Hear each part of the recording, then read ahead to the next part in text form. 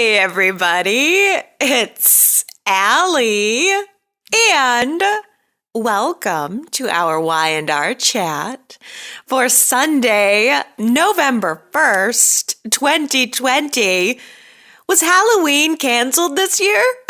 I think maybe there was a message that went out as breaking news on all of the Genoa City television stations and in the Genoa City Chronicle, just letting everybody know to forget Halloween. Just forget it. We're not doing it this year. I don't even think Crimson Lights or anywhere else was decorated. I don't think I saw a single Halloween decoration this year.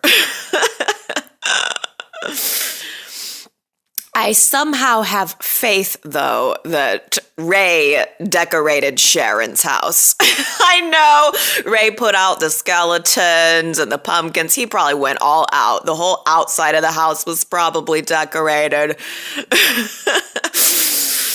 We just didn't get a chance to see it. Why is that? Why no Halloween? I wonder if, and this is really the only explanation I can come up with, I wonder if Y&R was hesitant to commit to anything Halloween related because of the fear that everything could get shut down again. Here in Illinois, we are just about to get shut down again. So I wonder if that was what was on Y&R's mind as they were filming around this time. Like they didn't want to get stuck with some Halloween content, even if it was just decorations that, eventually aired late. Weeks later than Halloween or never at all. Who knows? I'm guessing it was strategic for that reason. Well, admittedly, Halloween was a bust for most of us this year. It mirrored reality in that way. Halloween was just a bust in Genoa City. It was a bust in my city. I think we're all having to do things a little different this year. And I am here with an abbreviated Y&R Chat audio only for you this week because I am trying to safely give my daughter some Halloween fun in small doses this weekend. She's only 3 and I want to try to do a little something for her. So I'm waking up early today. I'm recording Y&R Chat very early today because I am very soon going to take her to Grandma and Grandpa's for candy and pictures, which, by the way, is absolutely no different from every other time we go to Grandma and Grandpa's. There's always candy. It's just this time she'll be dressed like a cat while she gets her candy.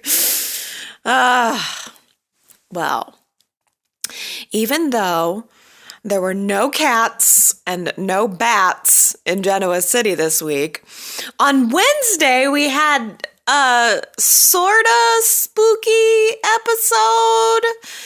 It was a whole episode that was framed around 3 dreams and 3 nightmares that belonged to Elena, Summer, and Abby. 3 dreams, 3 nightmares, 3 women. And I'm counting this as the Halloween episode, I assume. Elena dreamed that Devon descended from heaven to forgive her of her sin, but then she had a nightmare that she was stuck with Nate, having to settle for Nate. Then there was Summer. Summer dreamed that she and Kyle made it to their 1-year anniversary, the paper anniversary, and there they were, co-CEOs together. Just move over Jack. Don't know what happened to him in this dream of Summer's. Jack's the only person who is encouraging Summer to get back together with Kyle right now. Bizarre, after Jack spent time discouraging Summer and Kyle from getting married, but okay, now he's on the Summer and Kyle bandwagon. Move over to him. Summer and Kyle is happily ever after co-CEOs.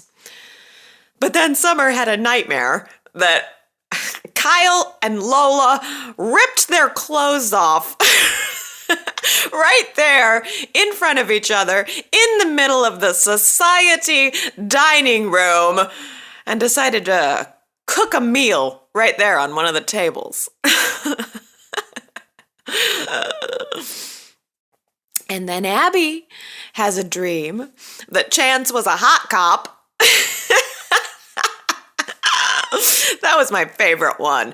That was my favorite visual of the moment. Just Chance, shirtless, with a cop hat on, even though it made no relation to the job he will have. And it was funny, too. That was the funniest one to me. I loved that even in Abby's fantasy, Chance was saying, detectives don't wear cop hats, and she didn't care. She didn't care one little bit. This was the fantasy Chance. Get on board. But then Abby had two nightmares, really. I think Abby had the most nightmare content. The first was that she had waited so long to get married that she eventually became old and gray-wigged. It was kind of a cool and unsettling jump cut of scenes where Abby was herself, then suddenly she was herself in a wedding veil, then suddenly she was herself with a gray wig on. It got the point across, and it was jarring to see. But then she had this second set, almost, of nightmares that Adam had planted a bomb at society. A series of bombs to blow Victor to smithereens as a happy birthday present. I mean, what a way to spoil a party that Abby has put together for her father's birthday.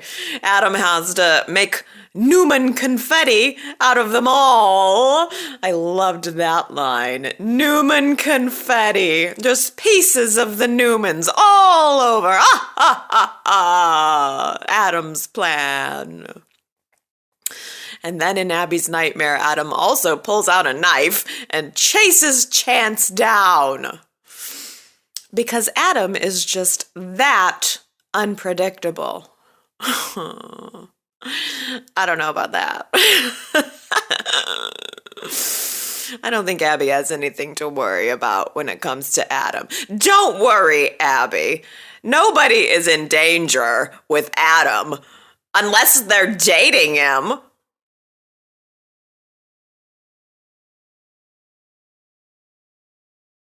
Should Abby and Chance make a baby right now?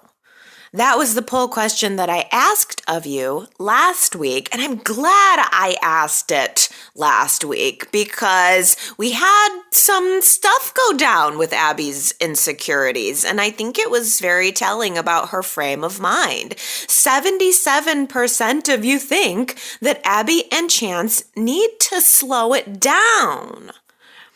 23% of you reporting that you do want to see them go ahead and have the baby. I'm all for a baby, but there's a part of me that thinks the right now part is what's key here. I'm okay with a Chance and Abby baby, but I think we need to pause a little bit, at least for a couple of months.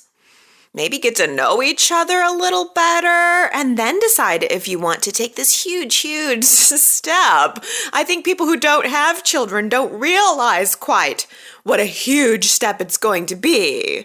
You can la land baby making and babies all you want, but the reality of it is very heavy and it is a lot of work. I'm not sure that Abby and Chance realize that. I feel in a way they're almost using the baby making idea as part of their romance, part of their foreplay, and that is about to get squashed. When that baby actually gets here, that is about to get squashed. But they don't care. Abby and Chance are in full baby baking mode. They want to bake that baby as soon as possible right there in the hotel. Ugh, that part kills me too. That's so representative of it all. The fact that they're doing all this and they're still living in a hotel. They don't live together. I wish Y&R would stop calling the Grand Phoenix Hotel a hotel and just let it be an apartment building. No one is staying there short term. Everyone lives there. So just convert it into an apartment building. Phyllis can still hostess it. There are lots of condos that have community centers and community events and all of that. Phyllis could still run it, but we need to stop pretending that it's a hotel. It's an apartment building. And even if it was an apartment building, though, I think it's weird that Abby and Chance are still not living together as a first step of planning their family. I don't need them to get married, but at least live together. Make sure you can function together, just together, before you start thinking about adding a third person into that mix. Ugh, they're planning their family from 2 side-by-side hotel rooms. It's weird. Why can't Chance and Abby at least move into the Chancellor Mansion? They could move in there instead of Chelsea. I'd rather see Chance and Abby packing their bags and hauling them into the Chancellor foyer, the Grand Chancellor foyer, rather than Chelsea. Maybe they will. Big news. I hear that Nina is coming back. Trisha Cast is coming back to reprise her role as Nina. And I suppose it's for the 12,000th episode of Y&R. I'm not getting the impression that she's being given a full story or that she's being brought back as a full cast member. What I'm hearing is that she's back for the 12,000th episode. I'm sure she's going to interact with her son.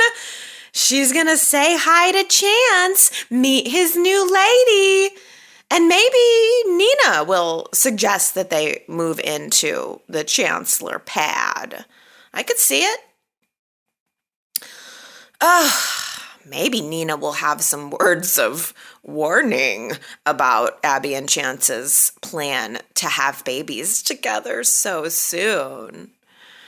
I worry that Abby is acting out of insecurity here, and we saw a lot of her insecurities this week, and having all of these insecurities about various things is probably not the best place to be coming from when making a decision about a baby and a new relationship.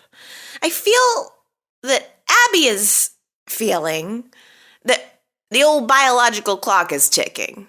You know, I mean, her nightmare was revealing that she's very afraid that she will grow old and will have missed her chance at the wedding and the baby and the happily ever after. But this is actually the second nightmare sequence that Abby has had recently. It wasn't just the Wednesday show. She also had that nightmare a couple weeks back about being stranded with a bunch of babies while Chance is off on a stakeout. So Abby's got a lot of fears right now, and not all of them are unfounded. Her fears about Chance being in danger seem to have been diffused because Paul has given Chance the job, officially, of becoming Genoa City's newest paper pusher for the GCPD. Oh, yes. Chance is going to become a desk jockey, but I don't even buy that. I mean, GCPD is a very dangerous job. If you're part of the Genoa City Police Department, you're definitely overstepping lines. You're definitely doing federal investigations. I don't think that this job is safe at all. I don't think that Chance is safe at all. I think all of this Vegas stuff has got to come back to bite them. It has got to, at some point, move beyond this thing that's just haunting Chance and Adam. It has to bear fruit eventually. But for now, the impression is that Chance is just gonna be there at the GCPD with Paul and Kevin. Hey, Paul's hair is looking really good. I like it. I liked seeing Doug Davidson again this week, and it almost looked like he looked different than he did when we saw him 2 weeks ago. His hair was looking longer and lusher, and I like it. Paul looks good with some length around his face. He's also looking very tan. I think that Paul and Christine must have just gotten back from an island vacation where Christine was relaxing and writing her new novel. I believe perhaps that's the direction that Chris's career has taken. She's writing novels now, and her current novel is a legal thriller. It's in the vein of John Grisham. And I think it's going to be a bestseller.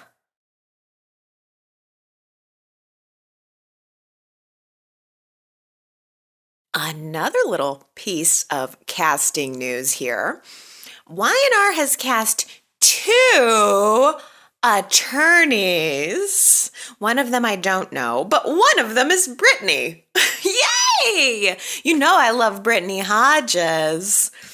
Gee, 2 attorneys. What could that be about?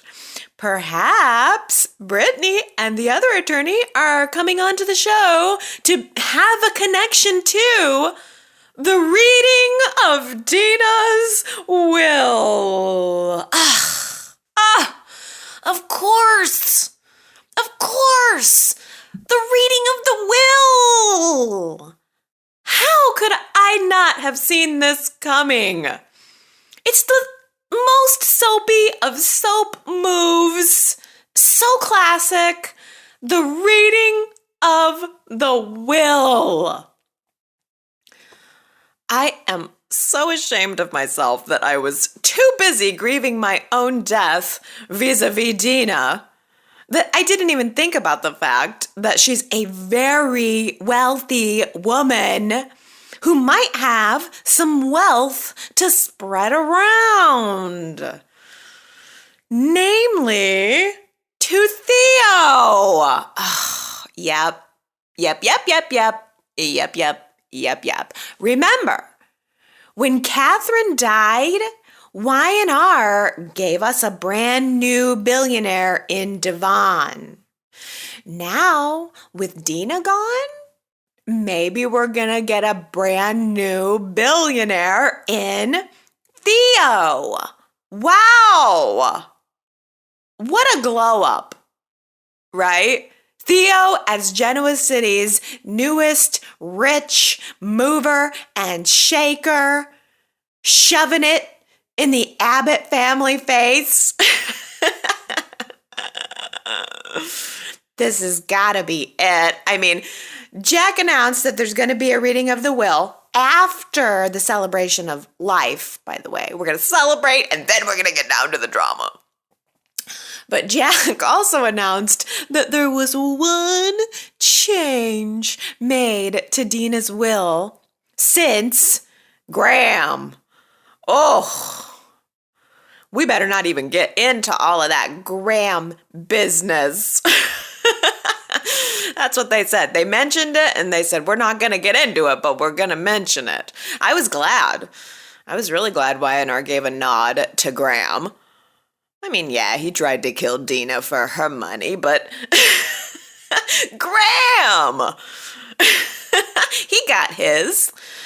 She gave him the old stabby stab with a hypodermic needle and sent him night-night forever. I thought it was fun. I miss Graham. I wouldn't mind seeing him come back from the dead for Halloween. So, one change to the will since Graham. That's what we're dealing with here. But my question is, wouldn't Dina have still been in a state of diminished mental capacity if she had had her will changed after the point where she cut Graham out of it? Graham was the first person to know that Dina had Alzheimer's. That's why she kept him around. She knew she was going to be losing her faculties.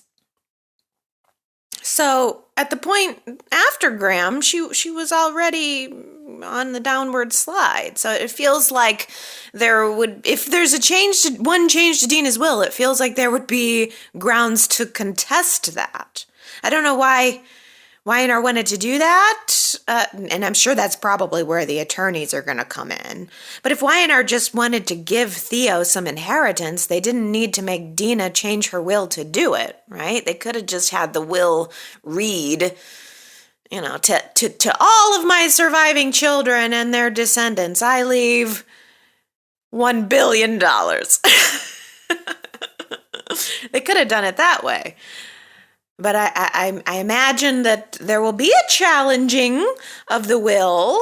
But it seems like if Dina had the Alzheimer's at that point, it's just a slam dunk. Even if Theo's in there somehow as a descendant of his father, if she made the change too late, it feels like Theo's going to end up with nothing. And I don't want Theo to end up with nothing. He already has nothing. But I like that it's moving Theo front and center. Theo's the best new character on the show. They've done such a great job with him, and I think they're going to continue to do that. I love that maybe this twist is going to pit Theo against the Abbotts. Well, all of the Abbotts except for Tracy, the nice one. I loved that Jack totally screwed this all up. Jack totally screwed up the whole Theo thing. The whole Theo piece of the puzzle could have been handled, and Jack should have been the one to handle it, but he didn't do it. Tracy comes in to try to do some damage control, and Theo acknowledges that Tracy's she's the only nice one among them. You got that right, Theo. You got that right. Jack should have either included Theo from the beginning or don't include him at all. I get that the Abbotts didn't know that Dina was gonna die right then and there, but nobody even called him afterwards. Jack did invite Theo over to make the funeral plans, but he also completely left him out of the teardrop jewelry. And it was obvious. It broke my heart. It broke my heart. That moment when Theo looked around only to realize that everyone else in the family was wearing a piece of the family jewelry except him. That's the moment. That's the moment where Theo realizes that he may have been invited into the clubhouse, but he is not in the club.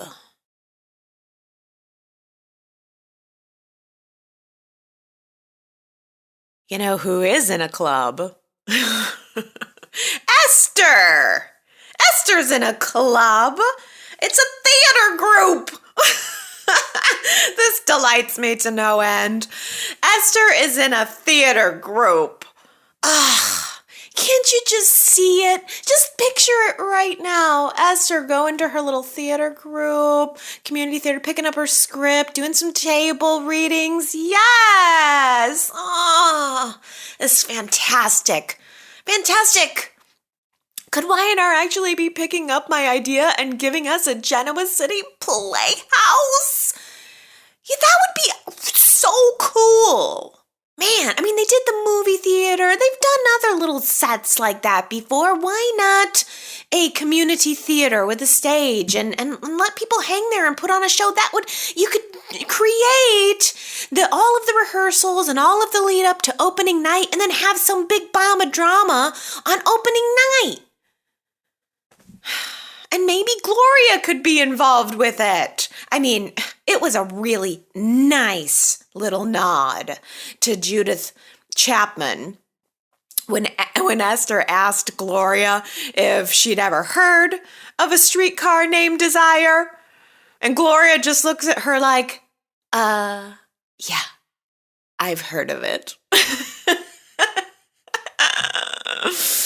Oh, I really liked seeing Esther get a little aggressive with Gloria. In the nicest possible way, of course, but she was getting a little aggressive, telling Gloria that she better not be up to anything that will spoil Kevin and Chloe's happiness. It was nice. I liked seeing those two together. I want to see Gloria hanging out at the mansion and going toe-to-toe with Esther more often because they're so opposite personalities. There's such a sweetness and an innocence about Esther, but I also don't, I mean, she's lived long enough at this point that I don't think she's a total fool.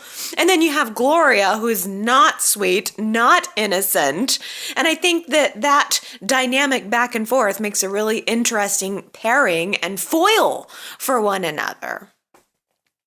Could be a cool dynamic. Well, Kevin's hairs are standing on end where Gloria is concerned, and I get where he's coming from. He knows she's up to something, but he's not willing to stick his neck out too far. He's got a family to protect now. And I think that Gloria knows that too. I think that's why Gloria is not telling Kevin what kind of trouble she's in. She doesn't want to ruin his happiness. She wants him to have his family, and I think she wants to protect her son and grandson. So that's why she just is quietly keeping the secret. That's why she quietly rehides her little secret item. She finds a new trinket in the Chancellor living room to place it inside of. I tried really hard to get a good look at it this week, what it is that Gloria is stashing in the jars. It appeared to me to be a flash drive. Is that what everybody else thought? It looked like a little USB stick tied to a ribbon or something. So, is it connected to movie? Could she have stolen a piece of film? Or, like, is she actually doing any work in film and maybe she's stolen a piece of film from the set? Or is it just totally unrelated and she's just got some kind of digital evidence against somebody? Maybe a video footage of somebody doing something? It's some kind of evidence, perhaps. But I hate to speculate too hard about what it's going to be. I don't feel like I have a very solid guess about what Gloria could be hiding. I'm excited about it. I mean, honestly, it's probably the thing I'm most excited about finding out. It's just that I have no basis for any kind of speculation. I don't know if Gloria's secret is going to somehow connect into a current character or a current story, or if this is the beginning of a brand new story that will be unfolding around her.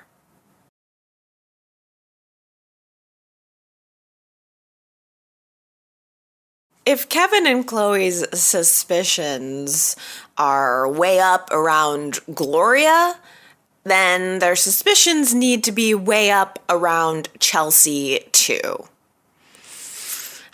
I think Chloe still carries a ton of guilt for, trying to murder Chelsea's love of her life. And so Chloe's trying extra hard to make amends with Chelsea. I mean, Chelsea gave Chloe a second chance, gave her a job even, and so now Chloe wants to pay it back. Chloe sees Chelsea right now as down and out now that her relationship with Adam has ended. I also think that Chloe is perfectly happy to insert herself into Chelsea's life to make sure that Chelsea doesn't go back to Adam. But Chelsea's life's a total mess. Not only did everything with Adam blow up so fast and so unceremoniously, there was no heartfelt, sad breakup, nothing like that. It's just over with him. And Chelsea's son has been sent away, and her fashion line is kaput. So, in a way, Chelsea is Chloe's new pet project.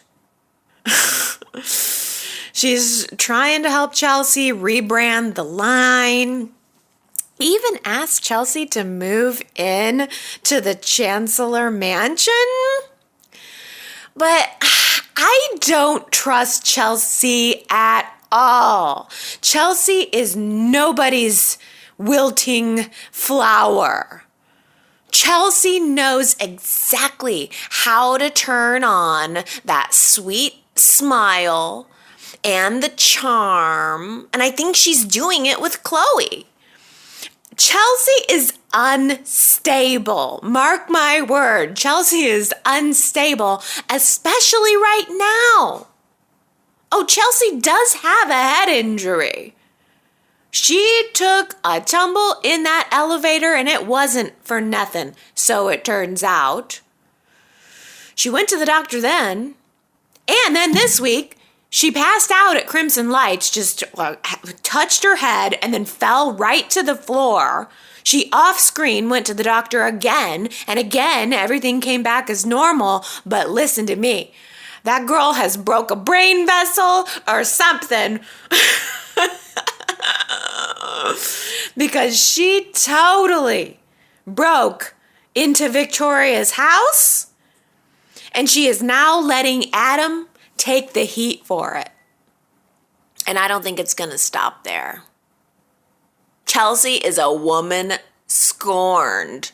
And I think we are going to see her in the week and the coming weeks continue to keep framing Adam. All the while, he's walking around town telling everybody that he's changed. Oh, he's changed, all right.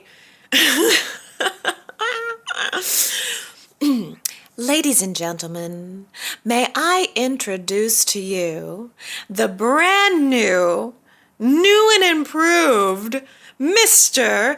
Adam Wilson.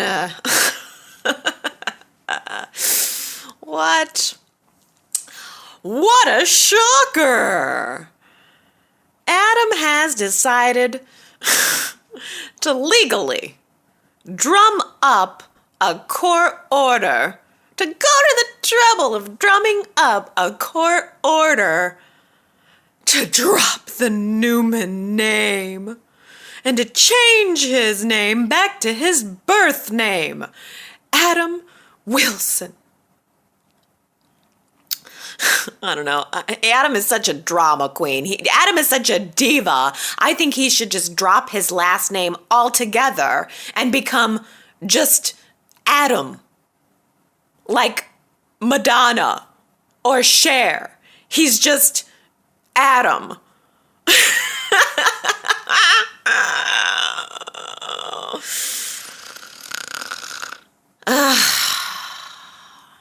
Does it really even matter what Adam's last name is? I am not even going to remember this 2 weeks from now. I guarantee you I am still going to end up calling him Adam Newman, and I'm not going to stop. I'm not going to remember this. It's so insignificant being played for so much drama. Is changing his name really the best move that Adam could come up with? It's so lame. Billy has launched a fire cannon at Adam. Billy has destroyed Adam's life, made them send his son away. And the best Adam can think to do to combat it is roll over and show his belly. He's calling a truce with Billy and then legally going to the trouble of changing his last name to get back at Victor. It's like Adam is just this defiant teenage boy filing for emancipation from his parents. I'm just gonna change my name, Dad. I don't even want to be a Newman anymore. Dad, I'm divorcing you. It is so immature. I don't even know what to do with it. Adam was plenty happy to take the Newman name, by the way, a couple months ago, if it was going to lead to him becoming the CEO of the family company, of Newman Enterprises. Maybe Adam should just start his own company, but I don't know. Wilson Enterprises just does not have the same ring to it. Oh, what's he up to? He's up to something. Adam's been up to something on his laptop. He's been clickety-clacking away on his laptop this week, but I am not holding my breath for it to blow me away. He's probably filing for full custody of Connor. I just think that this version of Adam is not quite the brilliant strategist. He's more akin to a teenage boy. He just wants to stay locked in his bedroom playing video games. And then he just wants to sneak out the window every once in a while to have sex with his girlfriend, Sharon. It's Halloween week and I'm looking at Adam and I kept thinking to myself, I feel like this version of Adam, the Mark Grossman version of Adam, would have made a great teenage vampire. You know, like one of the Twilight boys. He would have really nailed that essence. Teenage vampire essence. Wouldn't it be great if Adam actually did turn into a vampire? Now that would be something. Like, if tomorrow he gets bit by a bat and just becomes a vampire from now on.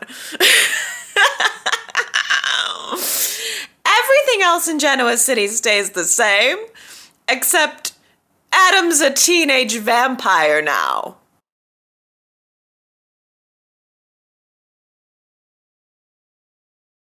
Please tell me that Billy and Lily didn't have sex in the elevator. Was it just a kiss? I have no idea. Was it just a kiss, or did they take the whole party upstairs to one of the hotel rooms? Presumably they both live in separate hotel rooms in the Grand Phoenix apartment complex. Oh, I don't know. I don't know about how I feel about this. I mean, a kiss I can get behind. Well, not really. Not even really. I still think it's a recipe for disaster when they're working together. If they weren't working together, I have no problem.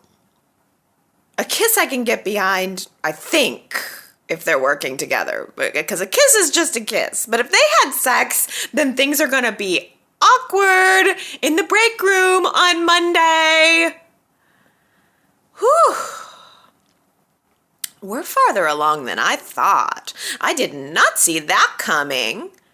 I especially did not see Lily being the one to initiate it. I was shocked early in the week when Billy was so bold as to declare that Lily wanted to kiss him. And then I was shocked all over again that she admitted it was true. This is moving fast. I didn't know. I didn't know if the feelings were mutual, and I guess they are, but it's a little fast for me. I think we need to get Victoria in here to freeze this up a bit. She has that effect on people. Victoria stopped by the office and got a whole eyeful of the Billy and Lily more than friendly work dynamic, and Victoria was instantly able to sniff out what was going on between them. She knows the drills. She's seen it before. She's been part of it before. So she could not help herself from putting in her 2 cents with Lily. And I kept thinking, Victoria is like the nosy mom who keeps opening up the bedroom door because the 2 teenagers have closed it shut. Remember when Victoria was being called the Wicked Witch by Reed's friends? That's the vibe I'm getting here now with Victoria keeping this tight eye on Billy and Lily. I just keep expecting for Victoria to fling open the door and say, "Are you two having fun in here? Well, knock it off."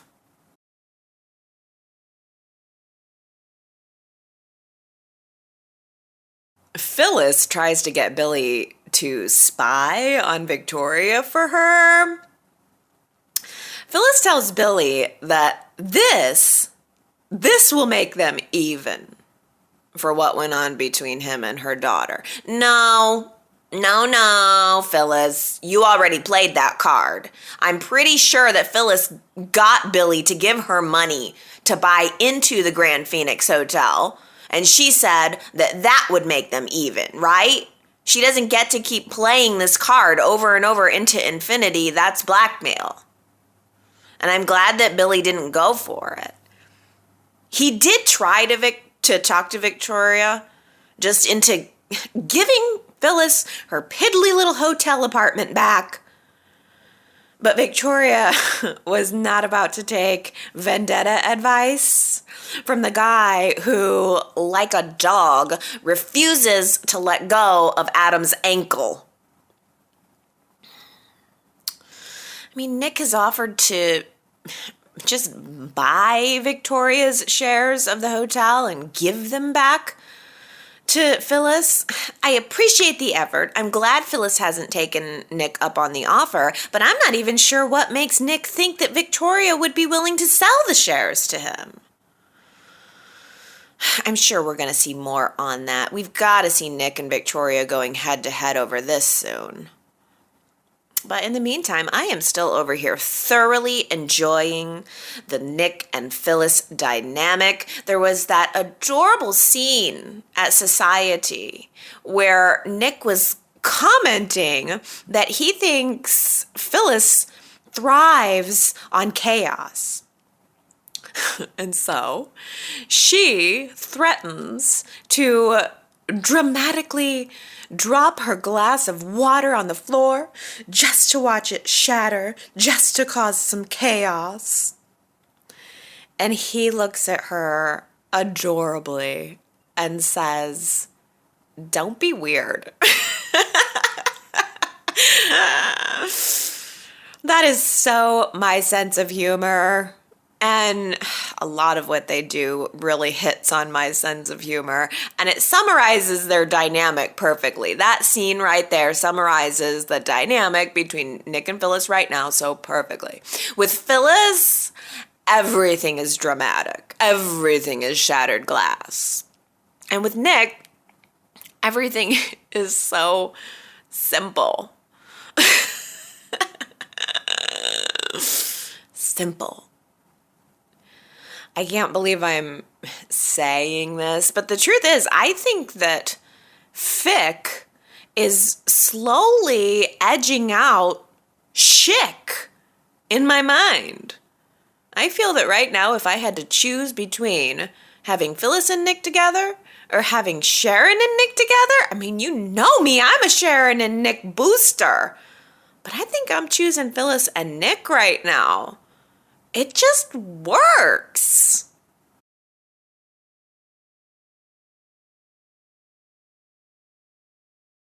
Now that I think about it, I think it might have been more interesting to have seen Phyllis catch Faith sneaking out of the house. Phyllis is a former bad girl. I think it would be interesting to hear what she would have to say to Faith.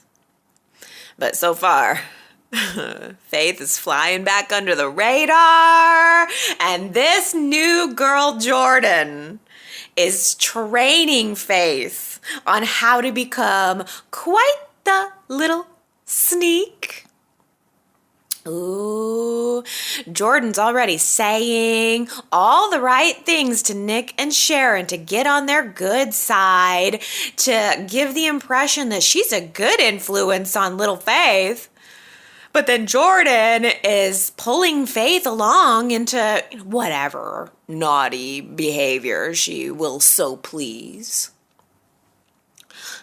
I love it. Jordan's motto is, and this is a quote from Jordan, "The more perfect you act, the more you can get away with." Now that's my kind of troublemaker. Yes! Straight A's in the classroom, but smoking in the girls' room. All right. I have to say, Jordan, I like your style.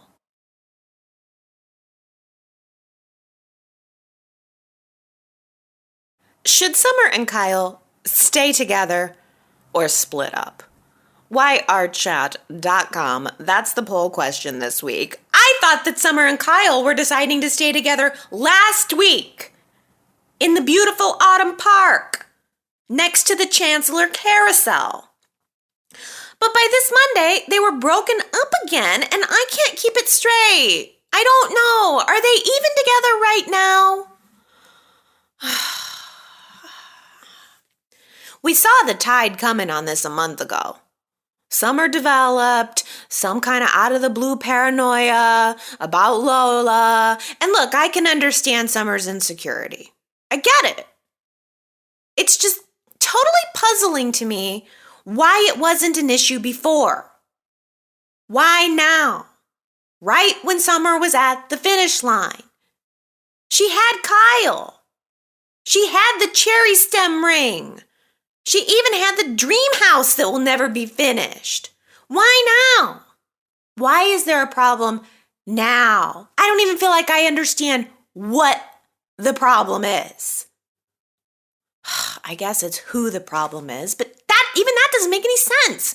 I think the writers just needed to create a challenge for Summer and Kyle, and they could not let Kyle be the one at the center of it, not after everything.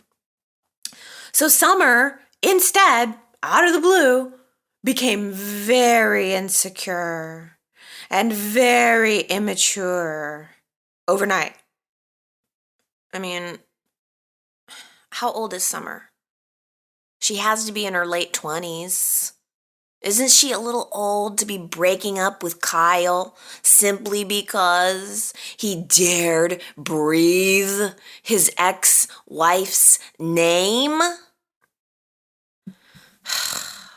The reality is, Lola is a part of Summer and Kyle's lives. She's his ex-wife.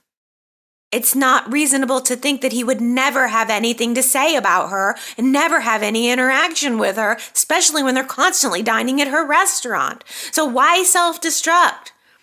Why ruin the relationship that Summer's been trying to lock down for 2 years now?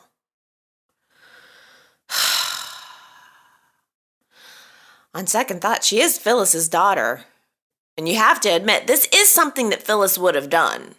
The whole leaving Kyle in the hotel, the whole putting on the hat and the glasses and spying on him. This is something that Phyllis would have done. The whole, unfounded insecurity, that's something Phyllis has done. Phyllis thrives on chaos. Maybe Summer does now, too. But Kyle went to the trouble of setting up a whole please take me back presentation, and Summer seemed totally into it. It was sweet. But then all Kyle had to do was say Lola's name once. Just as a reference point to why Summer bailed out on their elopement. He was trying to make a reassurance point to Summer that he wasn't into Lola. And Summer just threw a fit and stomped away.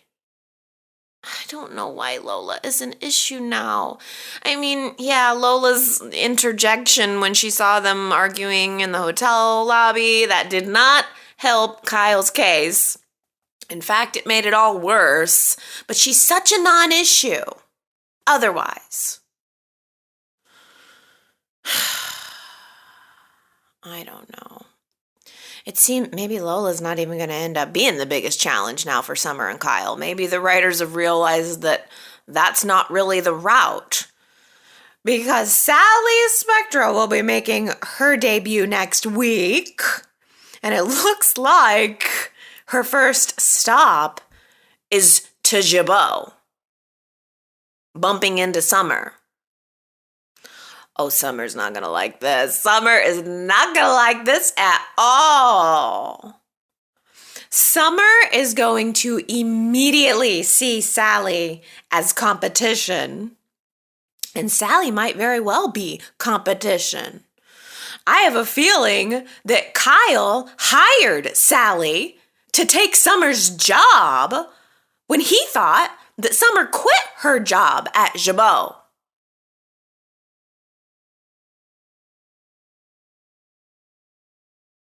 Elena has officially moved into Lola's apartment. Gal pals. I love the idea of them being roommates. I was kind of into the idea of them just celebrating it by eating some mint chocolate chip ice cream and kicking it on the couch. But Lola was determined to talk Elena into a girls' night out. I was putting myself in Elena's shoes, and I kept imagining that Elena was totally second guessing her decision to move in with Lola at that point, because Elena's like, I just needed a soft place to land, and now I've got this annoying chick who I don't really know badgering me to go back out to the place where I just blew up my life, which also happens to be the same place where Amanda lives. No, girl, can we just stay home and have the ice cream? You're not really listening to me. Or how about I go to my room and lock the door and you just bugger off?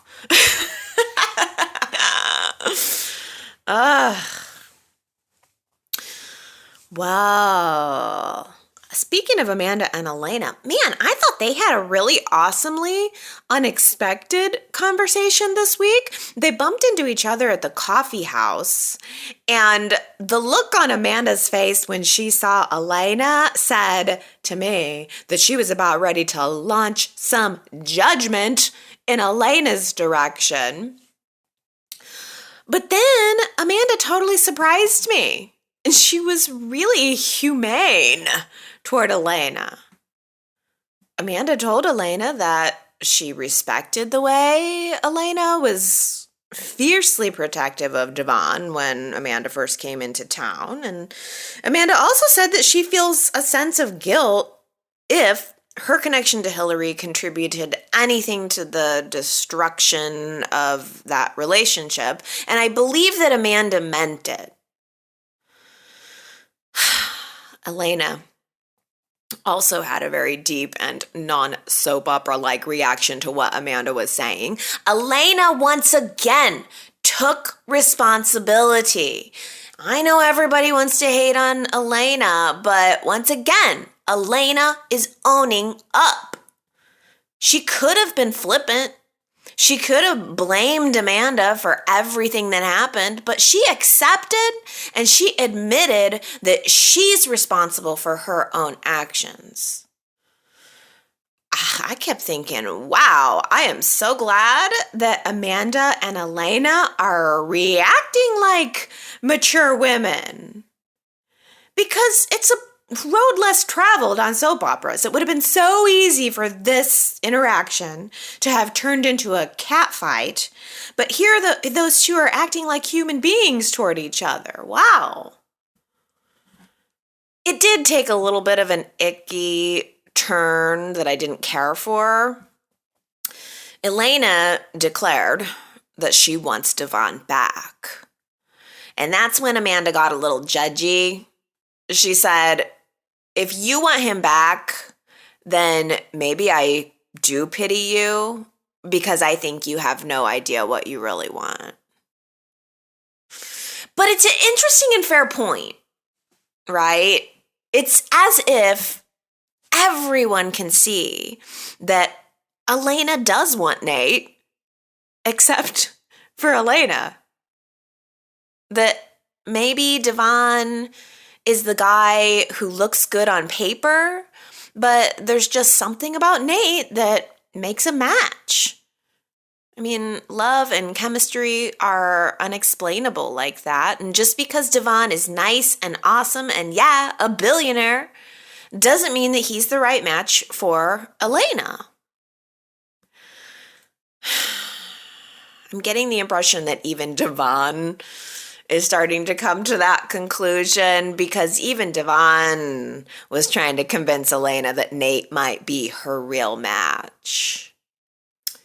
Surprisingly, Devon stopped by the apartment on Friday. He wanted to tell Elena that if she's holding back on starting a relationship with Nate because of him, don't. Elena, if you want to be with Nate because we're finished. I'm sure that was hard to hear, but I think it's what Elena needed to hear. Maybe I'm giving Devon way too much credit here, but I didn't get the feeling that he was saying those things to hurt Elena, even though I know that's how she took it. I just thought that Devon was trying to bring on some resolution about the whole thing. Because he also made this really excellent point to her that I hadn't thought of. The only excuse that Elena has given about why she slept with Nate was that there was heightened emotions over the Jared situation, and Nate was there to lean on over and over in a rhythmic way.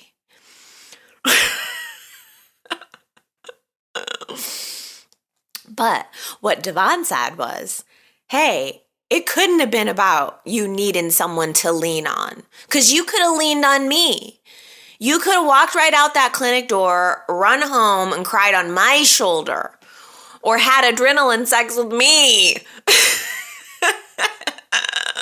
That's the truth. It was about something more. We saw Elena growing closer with Nate, leading up to the moment that they had sex. She was always telling Nate what a great guy he was. And then she would kind of bow her head and run away when things got a little too emotionally intimate. So then, when the opportunity presented itself to become physically intimate, she jumped on it. She jumped on him. On it. She jumped on it.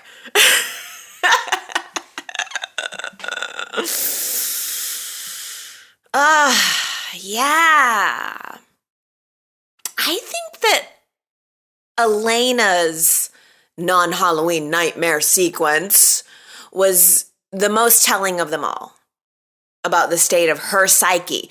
In Elena's nightmare, she was meeting with Nate, and Nate was declaring his desire to be with her. And in the end, she was just standing there telling herself that she wants Devon and not Nate. Like, it was almost like she was trying to convince herself of it.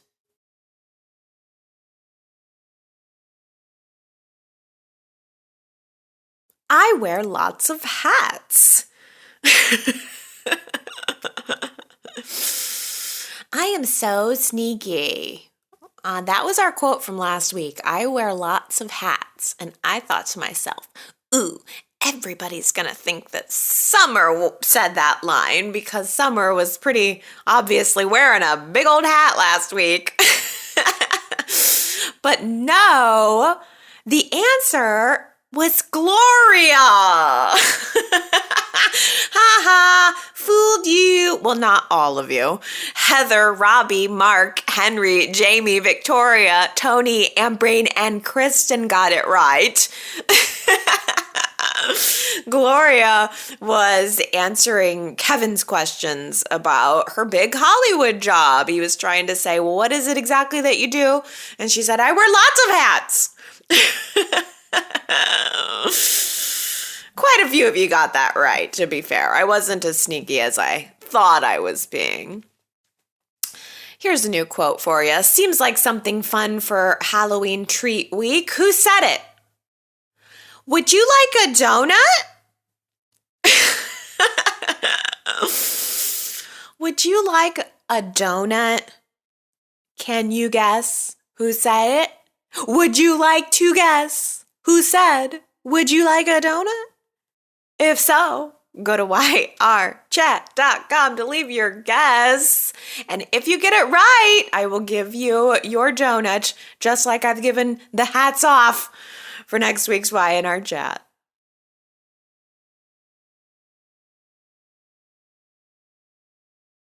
Well, I am trying to keep things brief this week so I can get to my daughter's Halloween, but there are a few comments that stuck out to me at the website this week, and I thought I would quickly poke these in here and see what you guys are saying. So let's start out with Sherrod, who was commenting on the conversation that Mariah and Elena were having about Elena's whole mess with Devon. Well, Sherrod says Mariah said to Elena, quote, Tessa is not Devon. Forgiveness is not impossible, but I'm not sure it can be fixed with an apology, end quote. Says the woman who cheated on both and was forgiven by both with only an apology. Great point, Sherrod. I'm so glad somebody mentioned this. Elena was trying to get a little advice from Mariah about how likely it would be that Devon would ever forgive her. And Mariah immediately jumped to the situation with Tessa, as, talking about the fact that Tessa had forgiven Mariah's cheating. But I kept thinking, hey, wait a minute. Mariah didn't even mention the fact that she cheated on Devon too with Tessa. Why didn't that make a connection there? I mean, both Mariah and Elena have dated Devon, and they both cheated on him. I don't think Mariah went so far as to be having sex with Tessa, but she was kissing on Tessa while she was straight up on a vacation, a romantic vacation business trip with Devon, like Devon was trying to take Amanda on this week. No mention of that. Yeah, I don't think, though. I mean, I thought this week, should I make it a poll question to see if people want Devon to forgive Elena? But I don't think he's going to. I don't know. It just seems like it's very obvious that Devon is moving toward Amanda pretty immediately. And I think it's also pretty clear that Elena is going to move to Nate eventually. I still feel bad with Nate and his wounded hand, and he did report this week that it seems like his injury is even worse than he thought it was going to be. I'm going to imagine that Elena is going to be right there for him to help him with his physical therapy with his hand. I'm pretty sure Elena is eventually going to give him some exercises that he can do with his hand so that he can get it back to full health. Full hand health.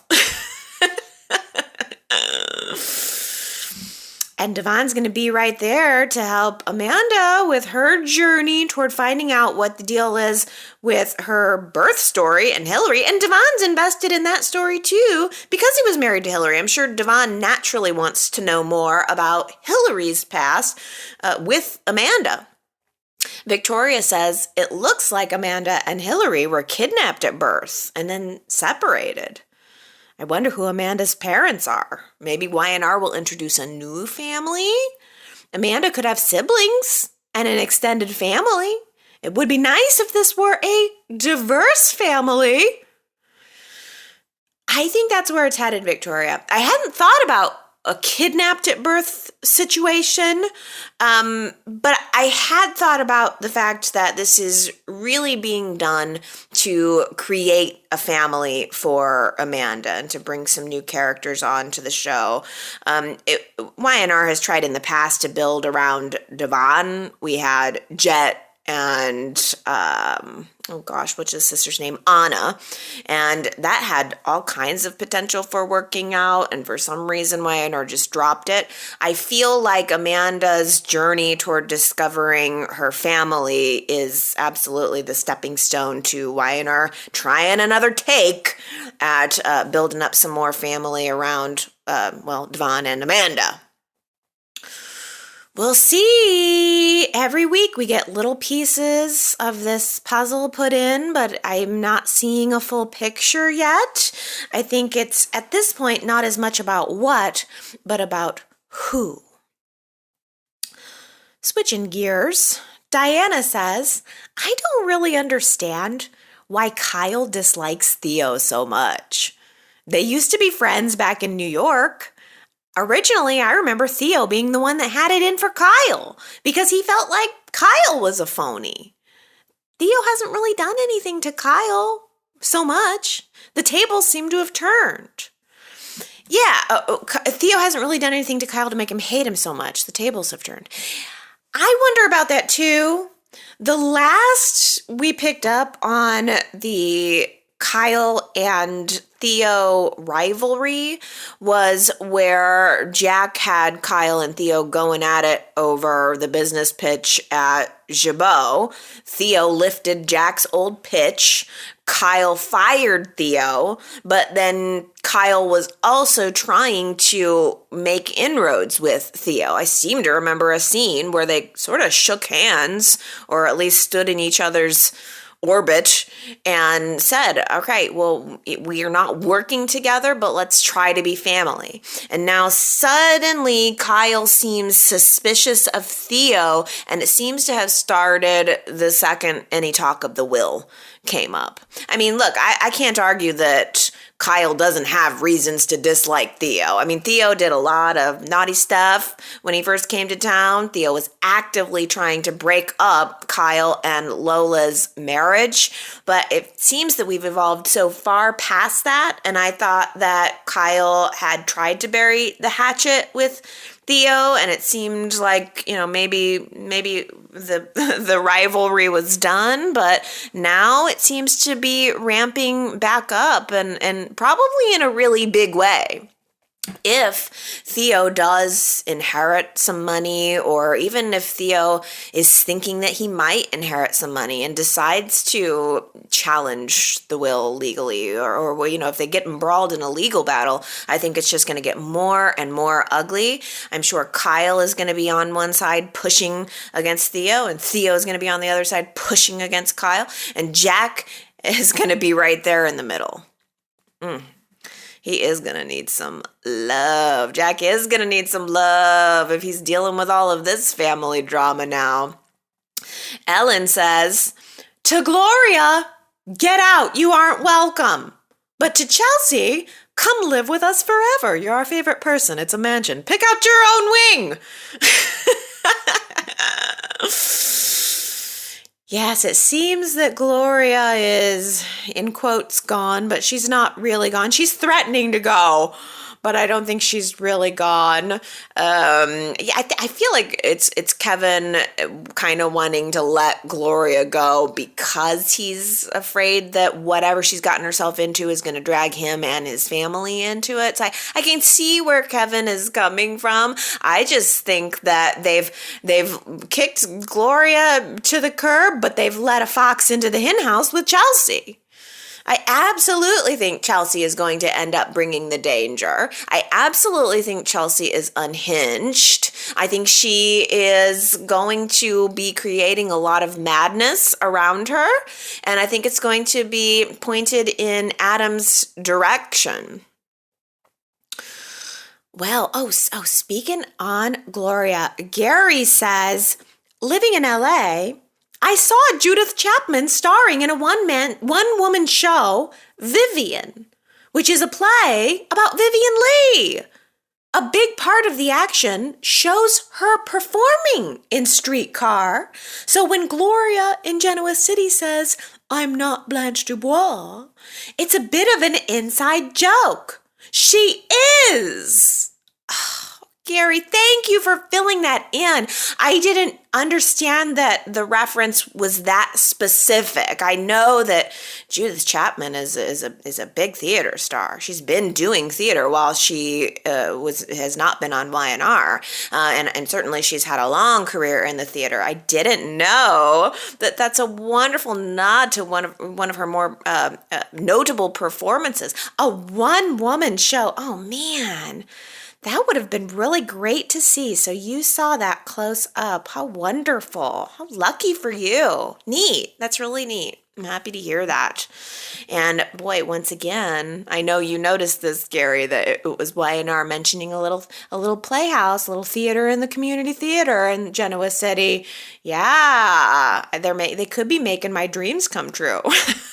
They could be lifting one of my ideas. I hope so. Please take it. It's free.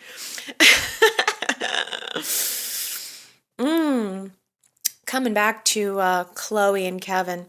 Superplex says, "Chloe, you are a psychopath. Remember the cabin and the match that lit the gas?" It is awfully funny to see Chloe really, really digging in her claws on Adam. We had that scene in the park this week where, boy, she never misses an opportunity to let him have it. The whole time Adam was standing there taking it, I was thinking, why don't you just walk away? You don't need to take any more of Chloe's slings and arrows. You're not obligated to stand there and listen to them every time they want to rip into you. I mean, I understand that Chloe and Billy are always going to hate Adam, but you make a good point, Superplex, that when Chloe and or Billy get on their high horse as if they've never done anything psychopathic and Adam's the town psychopath, that is hypocrisy. And frankly, if we want to get right down to it, both Chloe and Kevin are psychopaths. Keisha said, "I was reminded today why I have always despised Kevin Silver Chipmunk Fisher. Watching him chat with Lily, all it did was remind me of how Lily paid for her crimes and Kevin ran from his.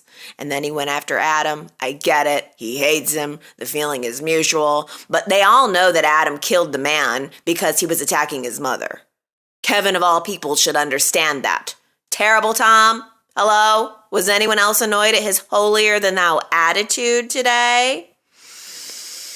I didn't even pick up on that connection, Keisha, that Adam's trauma was in an abuse around his mother, and Adam fighting back and defending a threat against his mother. Certainly, Kevin should be able to identify with that. Certainly, Terrible Tom also physically abused Gloria. So yeah, that could have been something where Kevin said, "Hey, I hate you. I'm always going to hate you, but I get it." You know, again, Kevin getting on his high horse, acting like he's never done anything psychopathic. Yeah, I feel it. But where I felt it more was the scene with Lily and Kevin. Now that I have been fully reminded via the classics about Kevin's predatory internet behavior on Lily, it's hard to shift into, oh yeah, Kevin's cool now. That's the part that for me was just so icky. Thinking back on the fact that Kevin was predatory on Lily, he gave her the STD. He was grooming her. He was a sexual predator grooming her. And the fact that Lily could stand there and have a civil conversation with him, I think it would have been maybe a better set of scenes if we had seen Lily chastising Kevin, if Kevin was going to turn around and chastise Adam. I mean, Kevin needed to get instead of just giving. By the way, Lily's face when she was chastising Nate too. I screen capped it. She stands there with her arms crossed, looking at Nate, saying, "I can't believe you did what you did. I'm just glad that my father's not here to see what you've done." I mean, all right, Lily, that was a little harsh. Okay, be mad at him, but tossing out the Neil would be ashamed of you card is a little bit much. Why dig in the knife? Both Nate and Elena are taking responsibility. They feel bad about it. They're not making excuses about it. They're accepting it. So to me, kicking somebody when they're down is no better than what the person did. It's just unnecessary. Well, Leslie says, how did a story about Victor covering up Adam killing someone to protect him and showing more forgiveness and kindness than he ever did in the past turn into Adam turning on him even more than ever, even changing his name? On that note, I thought to myself a few days ago, next he'll change his name, and sure enough, that's where it went. Now the writers not only read this forum, but they're reading our minds. Or is it just so easy for us to read their minds these days? You know that I could not agree more. I do not understand how the story about Adam killing AJ Montalvo in self-defense and Victor covering up, I do not understand how and why that turned into more Adam being mad at Victor. I don't see what one has to do with the other.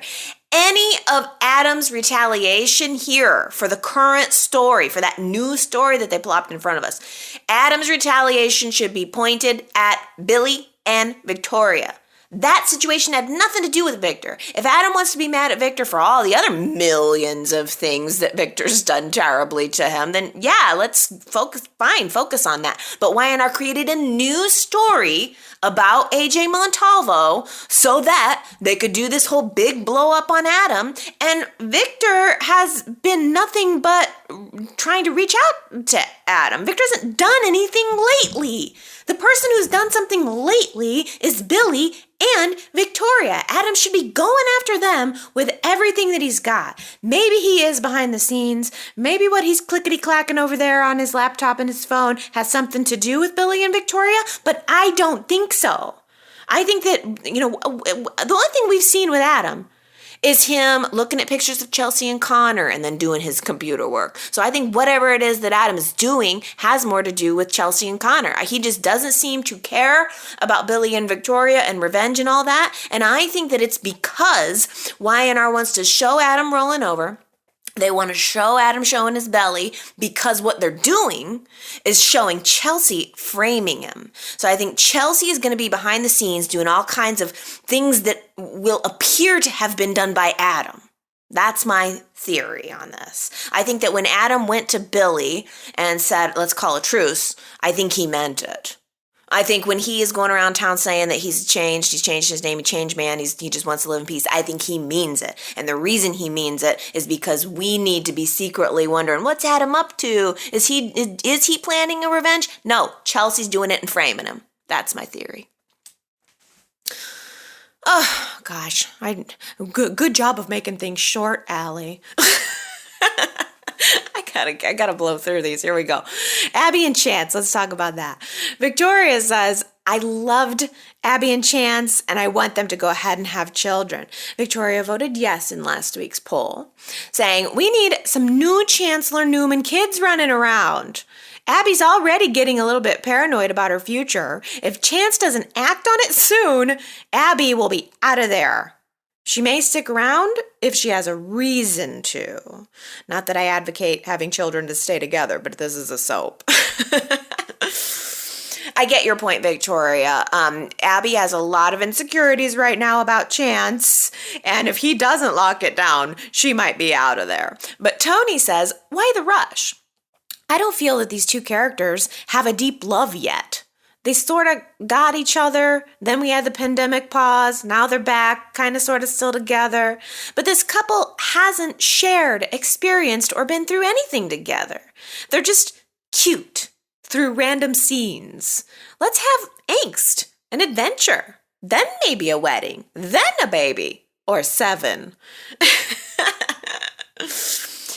That's a good point. And see, the fact that Abby and Chance are just kind of cute is for me maybe what is keeping them in dating realm. And if we're gonna take it into serious realm, then yeah, I think you're right. Maybe there needs to be a challenge, something they've been through, and I'm just not sure that a baby is what that should be. I don't think the baby is the appropriate challenge for them right now. Lisa115 voted no, saying they seem to be totally skipping getting married and going straight to having kids. I know that's not so unusual nowadays, but Chance seems too traditional to do that. Oh, Lisa, now this is a good point about Chance's character. Yes, Chance was all about, hey, I want to get married, I want to have kids. He seemed like he was the guy who wanted the house and the fireplace and the dog and somebody bring him a pipe and a smoking jacket. Chance seems traditional. Chance seems conservative. And I think it's an interesting point that Chance is kind of allowing it to be a little more free. I mean, I'm not sure that Abby and Chance have really thought too seriously. I don't know that they've planned too seriously over any of this. It's all just kind of hee, wouldn't it be sexy if we did the deed and I got pregnant? But yes, this is a great point that it almost seems a little out of character for Chance to do this. Not Abby, but Chance. Sherrod theorizes, I wonder if Melissa Ordway is pregnant in real life, and that's why this baby making came up so quick and is being pushed. Oh, there's a theory. I have no idea. No clue, but you never know. Well, everybody noticed this week that there was no Halloween, including Sherrod, who also says, ironically, Y&R could have had Halloween because wearing masks is actually something you do at Halloween. They could have had a few people getting together in scenes while in costume. Oh, I would never have thought of that. The fact that Y&R could have worked some masks in. That would have been sort of a winky wink way to do Halloween this year. I just really strongly think that it must be because Y&R doesn't want to get too risky with the content. I think they don't want to committing to a season you kind of have to do, but fall looks like fall even into November and December around here anyway. By the time winter can look like winter in December. So I feel that it's more about Y&R not wanting to commit visually to anything too niche holiday. And we might see that very same thing at Christmas. We might see snow. We might see some hints of winter and coats and bags and stuff like that coming in from the cold. But there's a very good possibility that Y&R is not going to treat Christmas on the same level that they normally would. Now, Sandra says, on General Hospital, there's hugging and closeness between most of the characters. They're not sitting far from each other. They're holding hands. And it seems natural, like pre-COVID normal. I know you told me that before, Sandra, and I completely forgot. Because let me tell you, there's only one channel on in my house, and that's CBS. I don't need any other channels. Every other channel on earth can just fly right out the window. I don't care. Anything I watch is on CBS. I mean, CBS is on from 10 to through the news. It's the only channel I need. So I haven't noticed that anything different is going on with ABC, but this is a great point. I think CBS is just being more conservative with all of this. Again, I don't know what's going on ABC or NBC, but I know that a lot of the CBS primetime programming is coming back now, and they were filming it months ago, but now it's being shown. The shows are coming back for fall, and most of the primetime shows have embraced the post-COVID lifestyle. Like most of the characters in the primetime series that I'm seeing in the previews and the commercials have their masks on. I mean, it's happening, and two things. I wonder why. It's notable that CBS just seems to be more conservative as far as not wanting to embrace anything close, not wanting to ignore. And I think I'm sure there are other primetime shows that are doing that on other channels. But my other thought is, why is it that other genres of shows are going with COVID and Young and the Restless isn't? So on General Hospital, Sandra, what I'm understanding is that there's no masks even. It's just as if it was no mask, no nothing. So I wonder why it is that soaps are kind of ignoring that it happened. Whereas maybe more primetime shows are going with it and not ignoring. Maybe it's because soaps are more fantasy. I don't know. Primetime shows seem pretty fantasy too. But anyway, I don't know. Just something that occurs. Sandra also says, if Y&R ever has to stop filming because of COVID, I think they should do a podcast. A daily podcast. As many may know, Days of Our Lives had to shut down production in the beginning of October, but they went back to work on the 23rd. Guiding Light ran for 78 years, and the first years were old school podcasts and radio. I would listen. Okay, well, first of all, you just blew my mind that Guiding Light ran for 78 years, and they were a radio show? Guiding Light was a radio show before it was a soap? Wow. Gosh, that's cool. Gosh, that makes it even more of a shame that it ever got canceled. Holy cow, I didn't know that. Neat. But let's see. So you think that Y&R should do a daily, basically radio show, like old radio theater. How about that? If we can't do the visual, then we just record the scripts in audio. Oh, there's something. It could be like War of the Worlds, old radio theater. Ooh, Y&R. And just like War of the Worlds, perhaps the performances could become so realistic that we Y&R fans actually believe that Adam Wilson has become a teenage vampire.